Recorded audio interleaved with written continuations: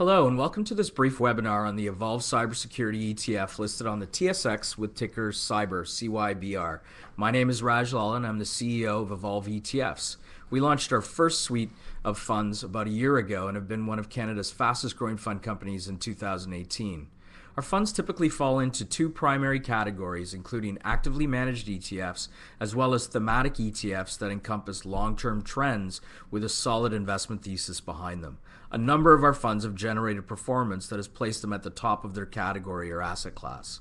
The Evolve Cybersecurity ETF is the first and only ETF in Canada focused on investing in global companies that are providing the hardware, software, and consulting services to help protect companies and governments all over the world from cybercrime.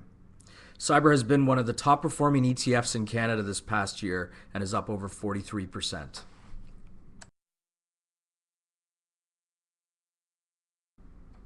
Many of us had our first encounter with cybercrime 10 to 15 years ago with the blue screen of death, where a virus was planted in a hard drive, forcing you to throw out your computer. But really, there was no economic benefit to the hackers. Today, cyber criminals are much smarter and more sophisticated. Now we have ransomware like Petya or WannaCry, where a hacker hijacks your data from your personal computer or corporate server and demands payment in order to return the data. We've also got phishing scams, where perhaps we receive an email that looks like it's from a credible financial institution asking you to verify your account details, even though you don't have an account with that firm. Let's briefly talk about the current state of affairs and outlook for the cybersecurity industry. We live in an increasingly connected society. Today there are 20 billion devices connected. That's more than 3 per person on the planet. From your smartphone to your computer to your watch and even your thermostat. Now, this connectivity helps us be more efficient and productive in our daily lives, but also opens the door for cyber criminals. In the next few years, cybercrime is expected to cost the global economy over $6 trillion. That's more than the GDP of countries such as Germany and Japan. Cybersecurity spending continues to increase and is currently standing at over $100 billion. Less than 40% of companies feel that they're effectively protected against cybercrime. And when you often hear corporate CEOs or government officials speaking, they will many times say that cybercrime is the number one thing that keeps them up at night. And here's a great example as to why. Many of you will remember the Equifax breach that happened just over a year ago. Over 143 million records were breached, and the content of those records was the most important, from your social security number or social insurance number to your banking information, address, and so on. Once they made the announcement, the stock dropped 35%, but most importantly, they've effectively lost customer confidence and trust forever. This is every corporate CEO's worst nightmare. Here are the companies in the portfolio for the fund, or as we like to call them, the good guys.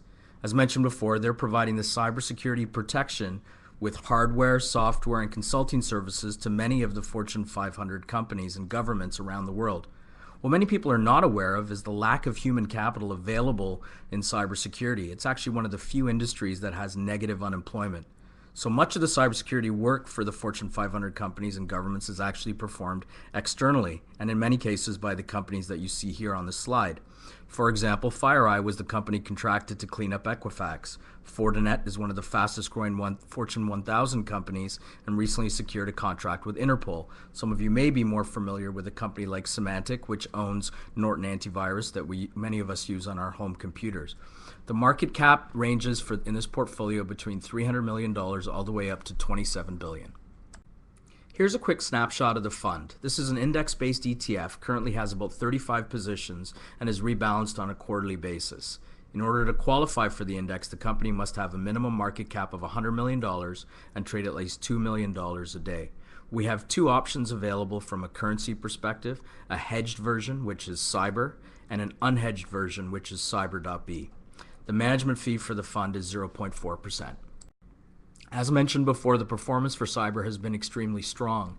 In fact, Cyber.B is up over 43.5% over the last 1 year, and so far this year is the top performing equity ETF in Canada. We feel the fundamentals continue to be strong for this industry, especially as the amount of connectivity continues to increase and the amount of cybercrime continues to increase as well. Also, most corporate CEOs feel that this is one area that there's a non-discretionary spend attached to it, meaning that you will never hear a CEO of a big organization after a difficult financial quarter ever say that they've decided to decrease their budget on cybersecurity. In addition, there's a shortage of human capital in this space, which has led to much of the cybersecurity work performed by the Fortune 500 companies and the governments contracted out to companies such as the one in the portfolio for this fund. If you'd like more information on cyber or any of our other ETFs, feel free to visit our website at evolveetfs.com. We have a number of tools available, including some of our press and media attention, as well as infographics, monthly commentaries, and fact sheets. Thank you for taking the time today to participate in this webinar.